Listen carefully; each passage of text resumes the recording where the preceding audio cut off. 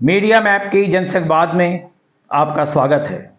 आप प्रोफेसर शिवाजी सरकार के साथ देश की घटनाओं का विश्लेषण देखते हैं। हम बात कर रहे हैं आज देश के हालात की। देश में एक तरफ तो युद्ध की तैयारी हो रही है। पहलगांव में पाकिस्तान के जो कहा गया कि पाकिस्तान ने 26 लोगों को पाकिस्तान के आतंकी ने मार दिया, उसके बाद से स्थिति जो है रोज गर्म से गर्म होती चली जा रही है। और 7 तारीख यानी कल का जो दिन है, 7 तारीख को सारे देश में हम एक सिविल डिफेंस का ड्रिल कर रहे हैं कि लड़ाई हो तो क्या क्या करना चाहिए। आपको ये बता दें, 1962 के चीन की लड़ाई के बाद हर साल एक दिन सिविल डिफेंस के ये एक्सरसाइजेस किए जाते थे। आज इतने सालों बाद हम फिर से उसको दोहरा रहे हैं। 71 की लड़ाई में भी ये किया गया। तो बहुत बहुत अरसे बाद आज से फिर हम सिविल डिफेंस के ड्रिल को दोहरा रहे हैं। पर हम सिर्फ पाकिस्तान की लड़ाई की बात नहीं कर रहे हैं। पाकिस्तान एक हमारा, हम मानते हैं कि हमारा एक दुश्मन मुल्क है।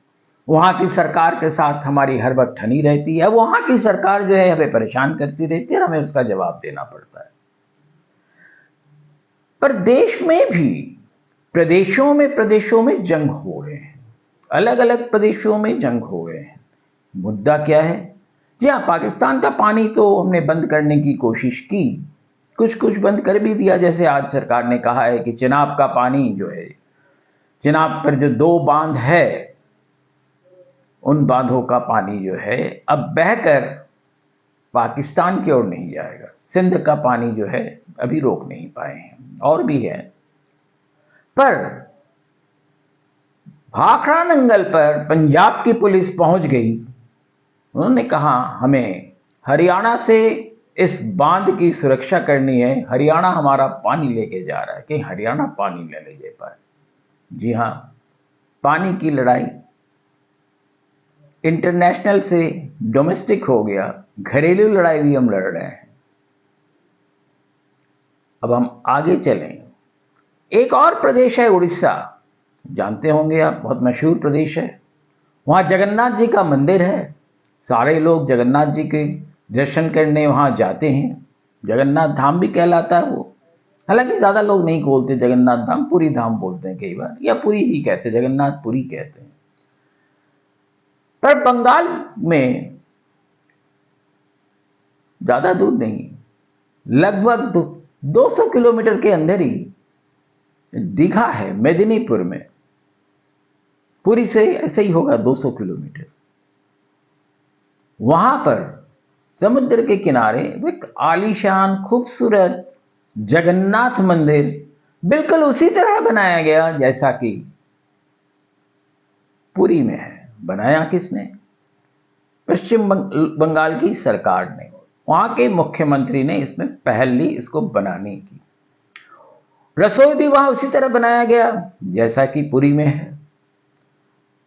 जो मूर्तियां हैं लकड़ी की, नीम की लकड़ी से बनाई गई, उसी तरह से खूबसूरत से बनाई गई।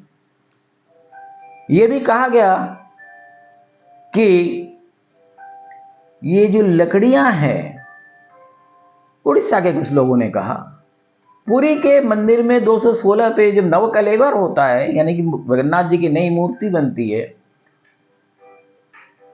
उस वक्त की जो बची हुई लकड़ियां हैं उसको ये चुरा के ले आए और ये मूर्तियां बनी हैं। पर अब उड़ीसा ने भी मान लिया और पश्चिम बंगाल ने जबरदस्त खंडन किया कि लकड़ियां उन्होंने कहीं से नहीं चुराई है। यहां भी छोटी मोटी चीजें हैं, चलती रहती है। अब वहां पे पश्चिम बंगाल की सरकार ने बड़े बड़े कटआउट से लिख दिया जगन्नाथ धाम। मंदिर बना है, धाम कह दिया, कौन सी ऐसी बात हो गई। पर उड़ीसा की सरकार ने नहीं, जगन्नाथ जी के मंदिर ने नहीं कहा कुछ। उड़ीसा की सरकार ने उस पर आपत्ति जताई। उन्होंने कहा आप जगन्नाथ धाम नहीं कह सकते।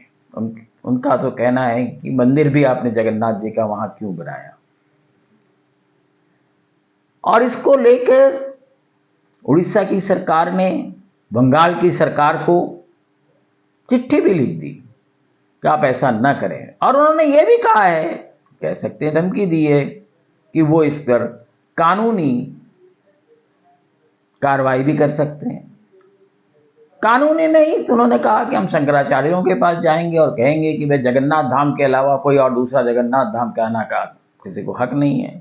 जी हाँ, मामला संगीन है। क्यों?